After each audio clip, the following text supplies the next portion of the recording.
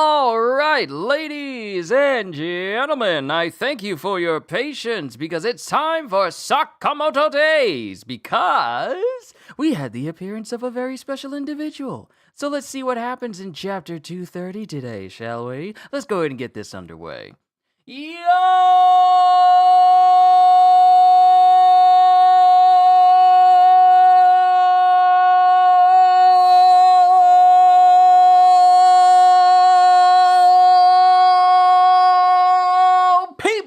Qushu 92 here. Welcome back to Sakamoto Days. Last we left out on, well, Heisuke isn't dead and still managed to try and delay Kumanomi and this masked wrestler dude, who we come to learn is bulletproof because he has body armor underneath his own skin. So it's like, how do you even get that under there? How do you even get that?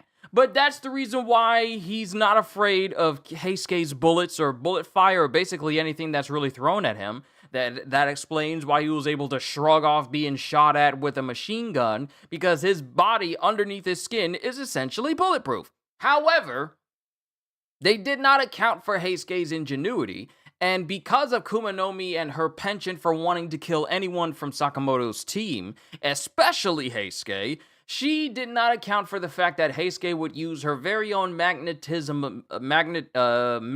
abilities against the wrestler dude, making it so that his shots that were bouncing off were also pulled in because of the magnetism she was drawing in, and thus forced the bullets to move at a higher velocity with higher penetrating power that allowed Heisuke to deal several gunshot wounds to this guy despite the armor he had under his skin.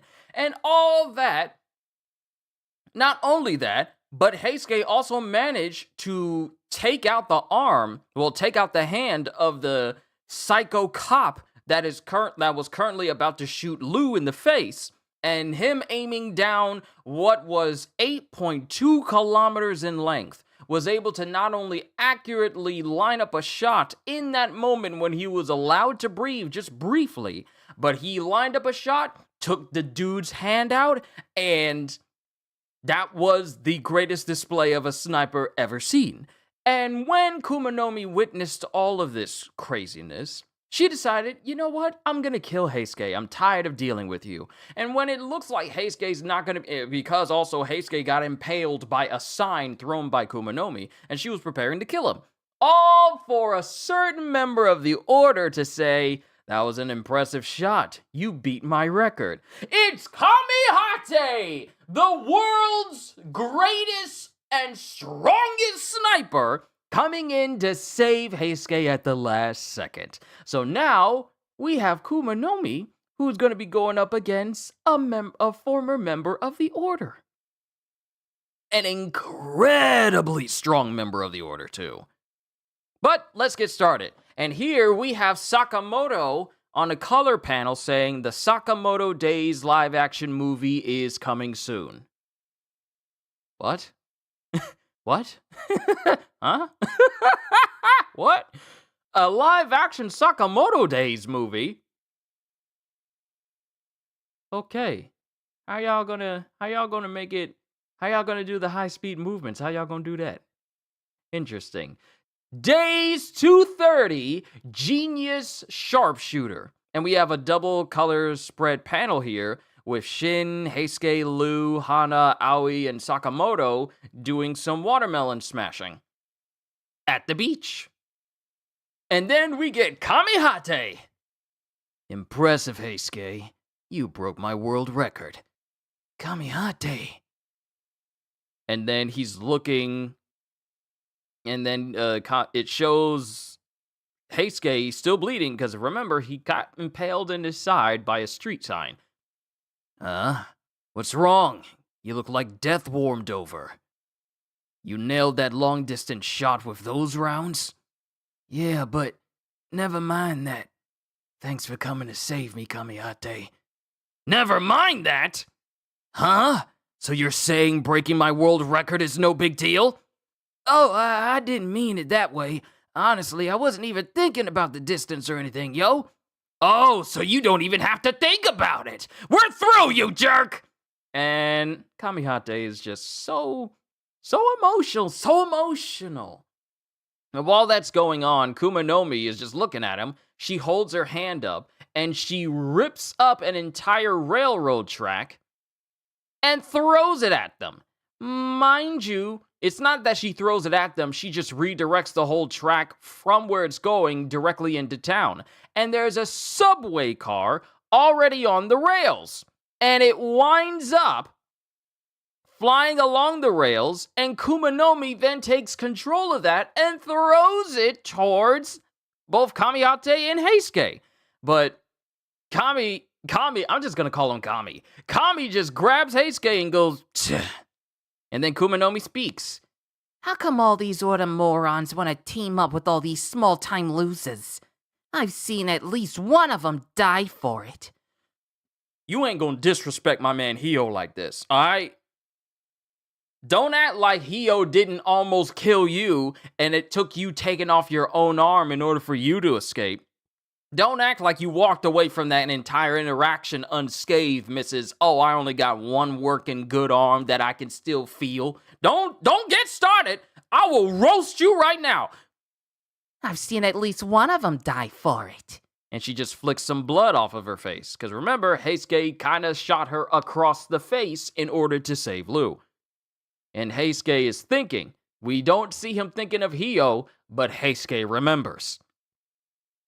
And then Kumanomi tries to use more metal to hit both Heisuke and Kamihate. And Kamihate is just dodging away from all of this. And then he aims his gun and goes, "Oh, you're so annoying! I can't let Kamihate die because of me too." And then Heisuke is just silent. Then he goes, "Kamihate, just leave me here." You moron. Are you saying I'm not your friend? And he starts hitting Heisuke with the butt of his gun. See, if someone starts hitting me in the head with like the end of a 50 cal rifle, I'ma shut up. Especially if they're using that to bludgeon me, rather than not threatening me with it in my face, but hit me in the head as if they're physically striking me, I'ma shut up. Are you saying I'm not your friend?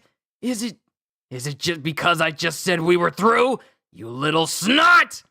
And when he does that, he kicks away Heisuke just in time for the masked wrestler to smash in between them. So Kamihate just nonchalantly kind of saved Heisuke from getting hit, because this masked wrestler dude punches directly into the ground. Kamihate, don't worry about me. And then the wrestler speaks. Don't give me that self-sacrificing hero crap. You make me wanna puke! And he goes to try and hit Heisuke, but Kamihate slides in underneath his leg and shoots him directly into the jaw. And while that's happening, Kumanomi comes up behind him and tries to hit him, but Kamihate blocks her fists. Then she tries to grab his barrel, which is the wrong mistake, because in that moment, he moves his barrel and kicks Kumanomi directly in the side of the head. Oh, this dude is cooking! He's cooking! But he kicks her right in the head like it's nothing. He's not just a sniper. Friends trust each other! And proceeds to take his gun and slam Kumanomi's head into the ground. Like it was a hammer, just like it was a mallet. He says, friends trust each other! And just slams her head into the pavement. He's more than just a shooter. He's super strong. As expected, Kamihate's a bad, you know. And then Heisuke doubles over. And Kamihate notices this.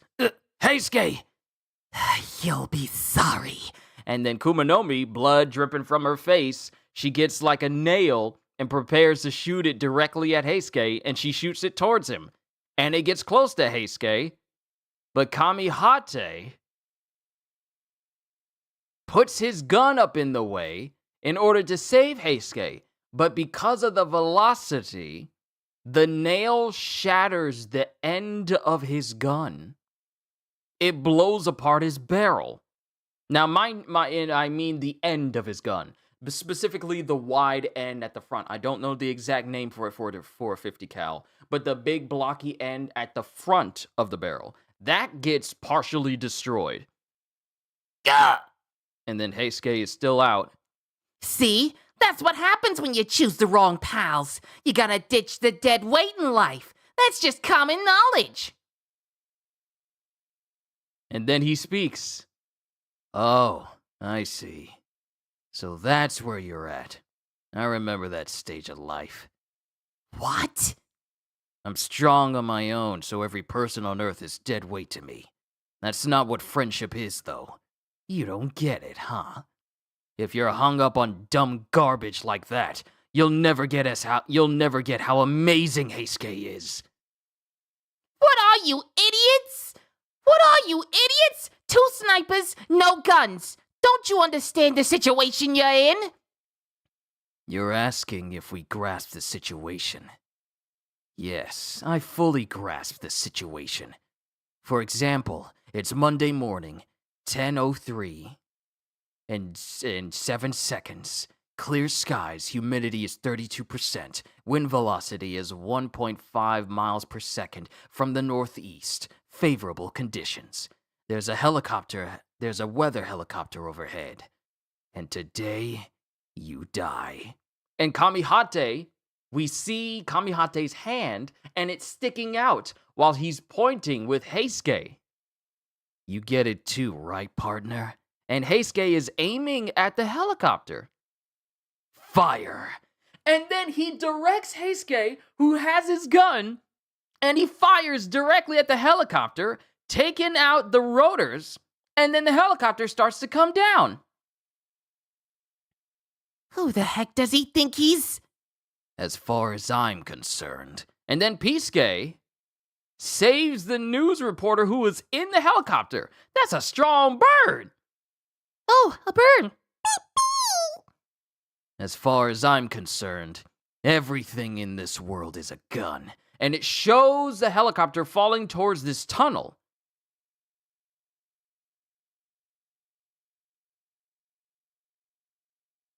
It shows the helicopter falling towards this tunnel, this bridge over a tunnel, and it slams into it. And it generates this absolutely concussive wave that tosses up everything in its path. It destroys power lines. It demolishes many cars. It tosses up a motorcycle. And Kumanomi takes the full brunt of this attack and gets thrown through all of it. He used the tunnel as an air cannon? That's the power of friendship. Get it? Bro. You mean to tell me oh my goodness, even when he's not the one shooting, he's deadly! That's crazy! That's amazing, but that's crazy! And that's the end of the chapter. Now, whether Kumanomi is down and out because, mind you, blood is shooting out of her mouth, her eyes have whited over, and she's thinking to herself, after taking the full brunt of this supercharged air cannon,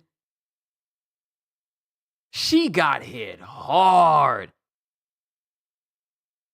And when I said earlier that it knocked down an entire telephone pole, no, that was Kumanomi's body going through that. She got launched so fast and so hard, she pretty much knocked down everything in her way as this air cannon jetted her forward. Like, backwards, I mean. That's how powerful this air cannon was, that even she couldn't withstand it. But that's the end of the chapter. Ooh.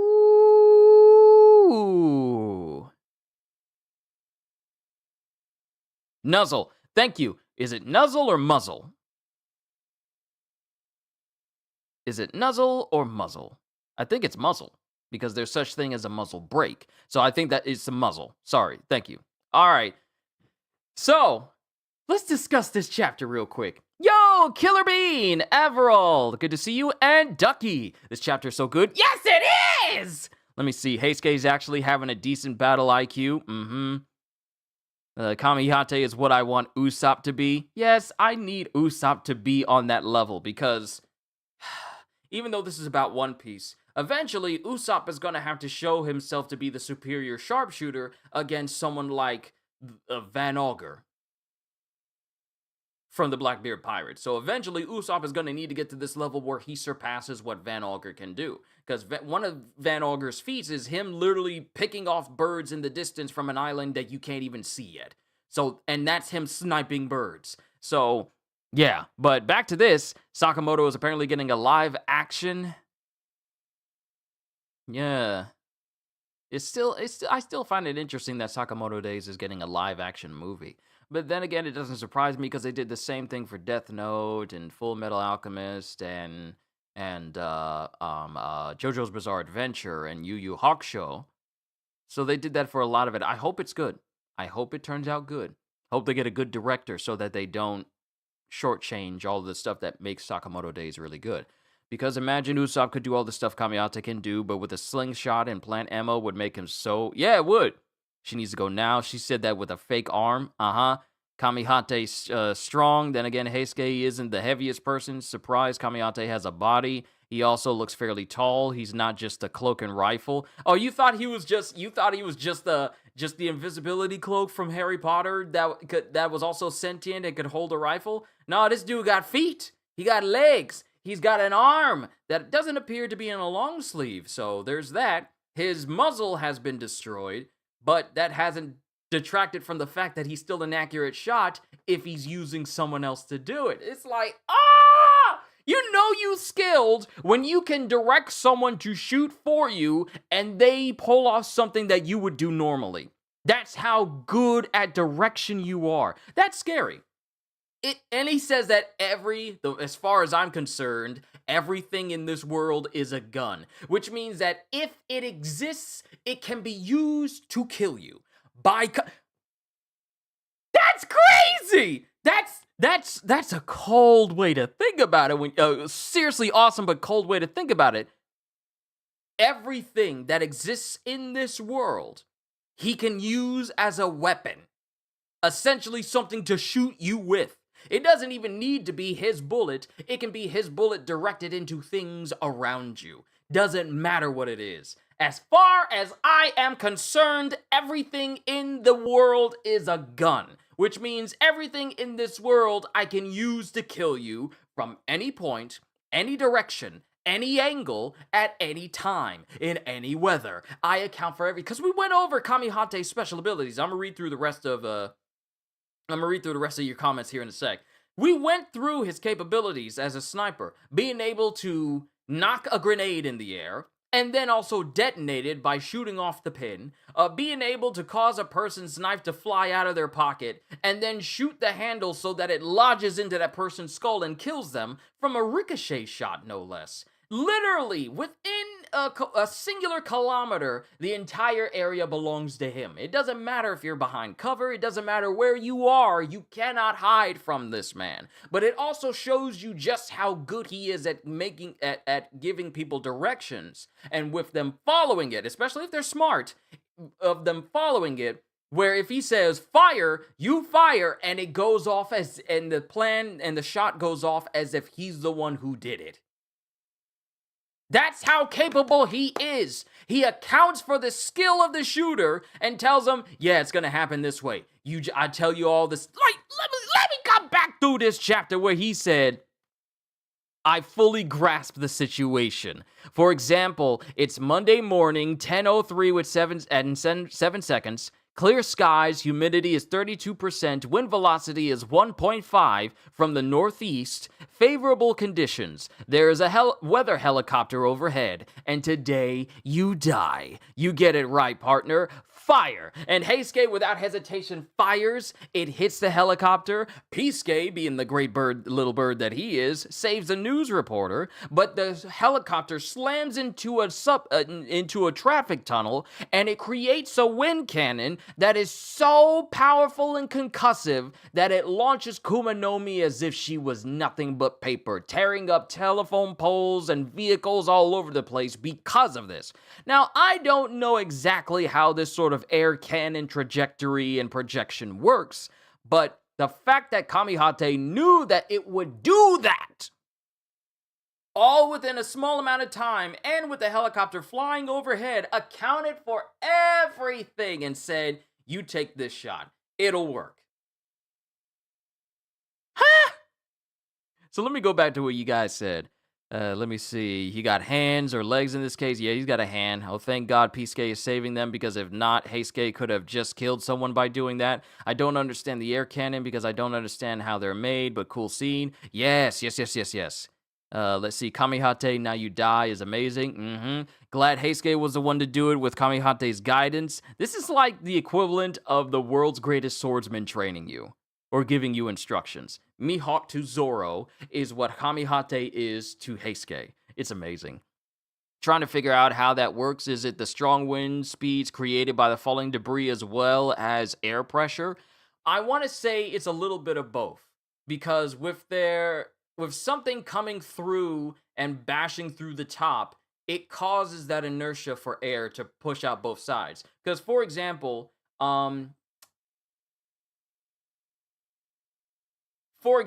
if you were to put two, like, let's say some towel, let's say you're in a tunnel and there's an air conditioning coming on. Like, say it's an enclosed space. Well, if it's an enclosed space where the air can only go but one direction, and then you add on a certain amount of weight that pushes that air pressure even further, then it would send air out both sides with extreme force the heavier the object. Like I said, I'm not a scientist. I don't know how stuff works. I'm just going off of assumption of just the basic fundamentals of physics and stuff. But I feel like with the helicopter dropping into the middle, it created that wind pressure with all that speed, and thus created an air cannon from both sides that was powerful enough to launch a human body. Let's also not forget that this is also the same series where a person put scraps inside of a bag and said there was a 1 in a million chance of all those scraps combining together to create a Glock. Let's not forget that this is the ridiculous world of Sakamoto days, where Sakamoto is fully capable of throwing his wife over a bridge while he takes out every single assassin on the cruise they were on and catching her after the boat passes underneath the bridge. Let's not forget, this is the same world where a person can have multiple different personalities that perfectly replicate not only a person's mannerisms, but also their fighting style down to the very minute detail. Let's also not forget that we just encountered a wrestler who, per standards, has bulletproof armor underneath his actual skin, and that makes him bulletproof to machine guns and everything else.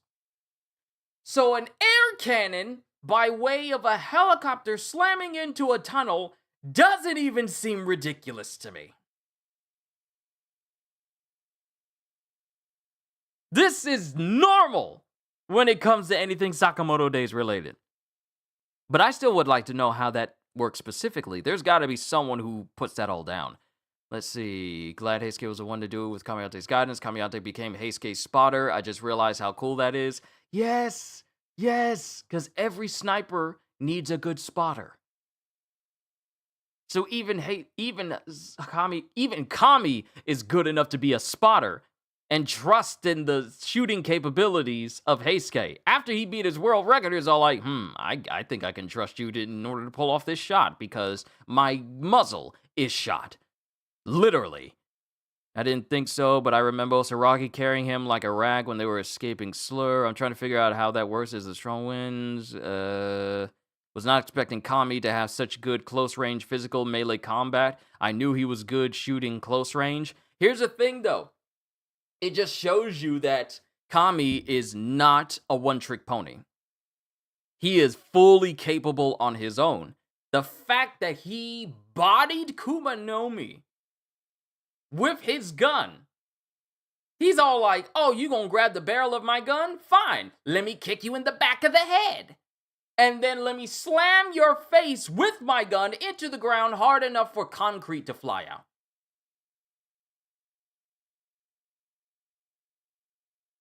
So him, I would not be surprised if he actually is just as capable in close range. It actually doesn't surprise me that he's just as capable in close range than long range, because what if someone actually manages to get close to him? Sure, he could shoot them right then and there, but it also helps that he's incredibly capable with CQC just in case, even using his own gun as a bludgeon for it. Kami's appearance is usually a gag, so I wouldn't think much about it. 3 new order members down. We actually cooking. Was not expecting Kami to have such good. Yeah. The weather helicopter was so random, and then I remember Kami is into weather ladies. Oh yeah, he really is into weather ladies. Beautiful ladies in general, especially Miss Osoragi. Hopefully down. We don't know if Kumanomi is down yet, though, most likely, but I feel the wrestler is probably not out yet because we didn't see him get hit by the tunnel air cannon. No, but he did get shoot directly in the jaw by Kami. Now, whether or not that bullet is capable of downing him for good, or if it's just knocked him unconscious, remains to be seen. Because I don't think this fight is over yet, simply because we didn't get a full-on resolution. It's not like it's just Kami and Heisuke and they're talking to each other and then they decide to catch up with everyone else. No, we didn't get that, which means that this whole deal with Kumanomi and the wrestler probably is still going to go on for the next chapter. And it doesn't say that we're going on break, so we should expect that next week as well. But I don't think Kumanomi and the masked wrestler are down quite yet. They've been bodied, but I don't think it's down. However, I don't think Kumanomi is going to be able to last as long as she thinks, because let's just go over all the stuff that she's just tried to do. She's tried to kill Heisuke by throwing all manner of metal at him, and then she managed to get a good hit in with Heisuke by impaling a sign in his side. Not enough to kill him, but enough to get him down. She thought he died, but wound up not only losing an earring, but also having part of her face scarred by a bullet, which then saved Lou. Then she rips up an entire subway track and tries to throw a whole subway train at both Heisuke and Kami, of which they both dodge. And then she tries to take out Kami, who just casually dodges everything she's throwing at him. Mind you, Kumanomi is a very, very, very capable individual, and Kami is just dodging everything as if it's nothing. Then she tries to square up on him up close, and he's all like, nah, girl, this ain't what you want, and then gets her in the back of the head, and then slams her face into the ground. Kami got hands! Not only that, because he uses his gun to save Heisuke in order to keep him from being skewered and, killed with this little screw that she was going to shoot him through the face with, his gun is out of commission, but he's a good spotter and has Heisuke do the rest of the shooting, which leads us to the giant air cannon moment that Kumanomi was not prepared for. So it doesn't matter what she has, Kami can adapt. Hear me out, I think Suzuki nerfed her. She already knows Heisuke's weak points, so why hasn't used any of them? Well, that's just my opinion, but cool fight. She already knows Heisuke's weak points, so why not hasn't used any of them? Do you mean using, trying to take out Pisuke? Or trying to take out his gun?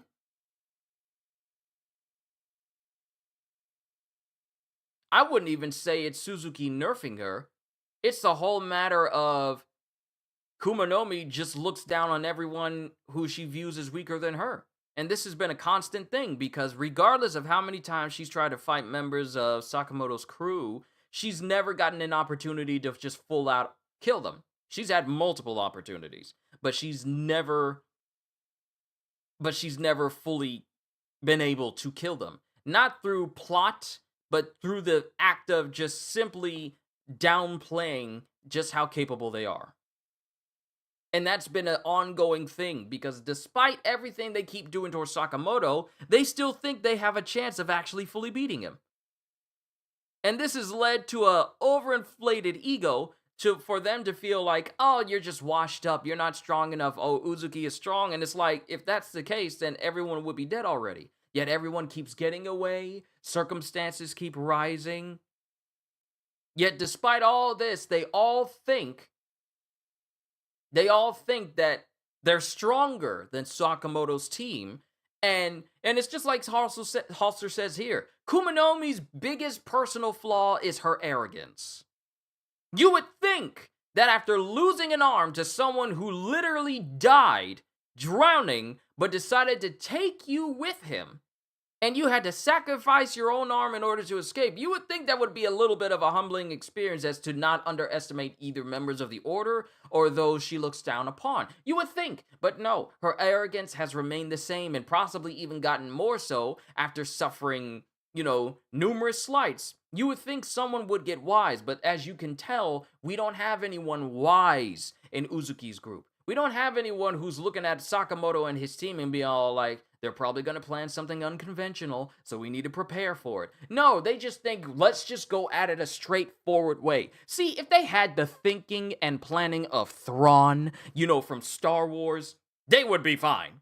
Everyone would be dead. But they don't. They think like your average Imperial Star Wars Imperial officer that thinks, oh, they're just rebels. They are no threat to us. We are the many. They are the few. They don't have the weapons and technology that we have. They don't have the trading that we have. So of course we're going to beat them. And that's that same arrogance that got the Death Star blown up not once, but twice. Also wound up with the Emperor dead. Somehow came back. Which was dumb, by the way. Also managed to take out literally the equivalent of space. Well, I can't say this person's name. I gotta be careful. That one German guy that everyone loves, everyone hates. We have took out Darth Vader, pretty much put the Empire in shambles, all because of arrogance. All because of the thought process of arrogance and thinking that they're weaker, so there's no way they can do this. Yet they pulled it off anyway. This is the same mentality of the people who serve under Uzuki. The arrogance that they have because they know they're strong, but they think they're so strong that they can never be blindsided. They think they're so strong that they can never be one-upped. They think they're so strong and so powerful, they got people backing them, or they are just so confident in their own abilities that they can't even for a second think that someone is going to be able to pull out a surprise upset on them. And when it happens, you've seen her. She gets upset. She gets mad. She throws tantrums because things don't go her way. And it's that same arrogance that has caused her to lose an earring. That's that same arrogance that caused her to have a bullet scar across her face now, bleeding all over. That same arrogance that just seen her get blasted by an air cannon, almost knocked unconscious. I think she's still gonna be up though, but just suffering that whole slight entirely just shows you that her arrogance overrides her own patience. A whole might makes right type of mentality. And it was going the same way Heisuke was getting destroyed until he used his smarts to do lasting damage on the masked guy, but not much on her. Then Kamihate comes in. And see, the thing is, Uzuki's people, both the current members of the Order and the new people that are coming in, and then all the people from Alkamar, they are all very capable people in their own right. They're all incredibly strong, but their weakest link is their overconfidence.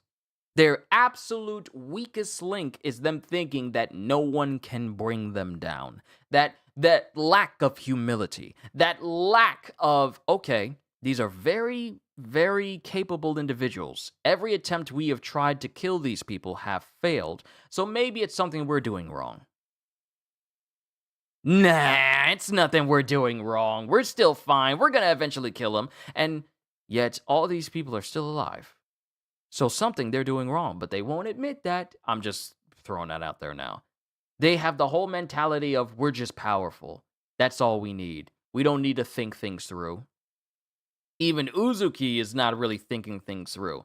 I can't progress forward unless Sakamoto and his team are all dead. Regardless of you trying to set traps for everybody, it has not worked. Regardless of you sending out some of your most powerful people, Sakamoto's team is still alive. So it's obvious to me that because they lack the foresight,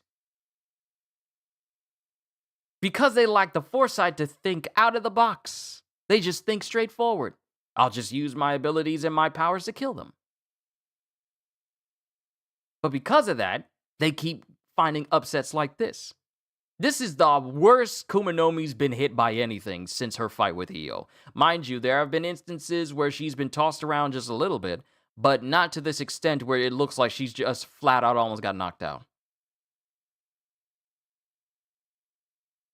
It was going the same way, which was funny because last time Hio stepped in and she killed him, she was thinking the exact same thing here. She even referenced that in this chapter. Because she killed Hio, a member of the original order, she thought she could do the exact same thing here and underestimated Kamihate as well. Yeah, so it's another good example is when Darth Maul killed Qui-Gon Jinn. I know, spoilers from Star Wars.